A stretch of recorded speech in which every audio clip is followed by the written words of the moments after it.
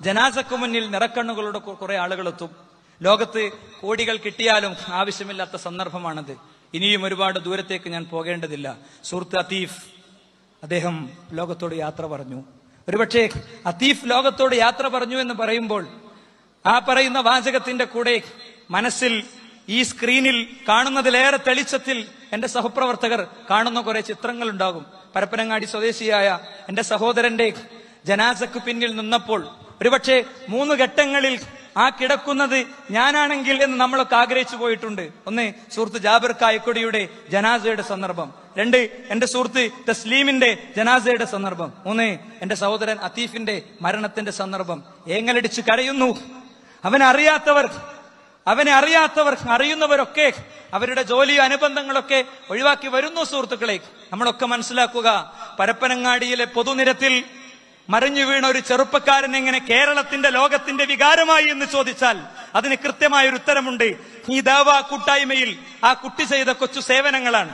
ആ സേവനങ്ങൾക്കുള്ള ഗിഫ്റ്റ് അവൻ യാത്ര പറയുമ്പോൾ ആകാശത്തേക്ക് ആചാരവെടി മുഴക്കിയിട്ടോ അതല്ലെങ്കിൽ പുഷ്പചക്രങ്ങൾ അവന്റെ അരികിൽ കൊണ്ടുപോയി വെച്ചിട്ടോ അവന്റെ ചിത്രത്തിന്റെ അരികിൽ പോയി കൈകൂപ്പിയിട്ടോ അല്ല, അതുമല്ലെങ്കിൽ അവനെപ്പറ്റി കാര്യങ്ങൾ പറഞ്ഞ് സെന്റിമെന്റലായ കമന്റ്സ് പറഞ്ഞ് തിരിച്ചു പോന്നിട്ടോ അല്ല.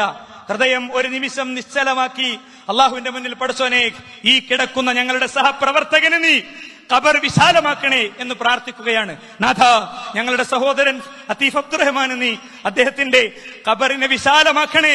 അദ്ദേഹത്തിന്റെ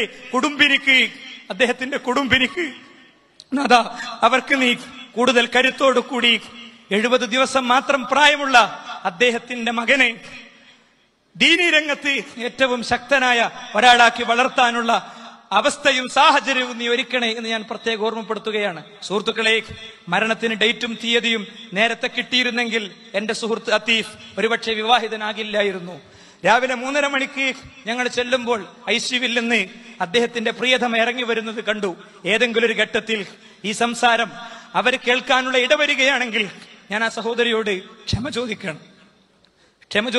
ഇതിനങ്ങനെ തന്നെ പറയണത് ഈ സദസ് മനസ്സറിഞ്ഞ് പ്രാർത്ഥിക്കാൻ വേണ്ടി മാത്രമാണ്. അവര് അവിടെ നിന്ന് ഇറങ്ങി വരുമ്പോൾ കറുത്ത പർദ്ദയുടെ വിശുദ്ധിയിൽ 62 ദിവസത്തിന്റെ പ്രായം മാത്രമുള്ള അമൻ എന്ന കുഞ്ഞിനെ കൈത്തണ്ടയിലിട്ട് അവരിറങ്ങി വരുന്ന രംഗം മായാചിത്രങ്ങളിൽ ഉണ്ടാകും. ഞാൻ ഓർത്തത്, അവിടെ ഞാനാണെങ്കിൽ, എന്റെ പെണ്ണാണെങ്കിൽ, കൈത്തണ്ടയിലെ എന്റെ കുഞ്ഞാണെങ്കിൽ എന്നായിരുന്നു. അതുകൊണ്ട് ആ സഹോദരിക്ക് വേണ്ടി, കുഞ്ഞിനു വേണ്ടി ഒക്കെ നിങ്ങൾ പ്രാർത്ഥിക്കുക.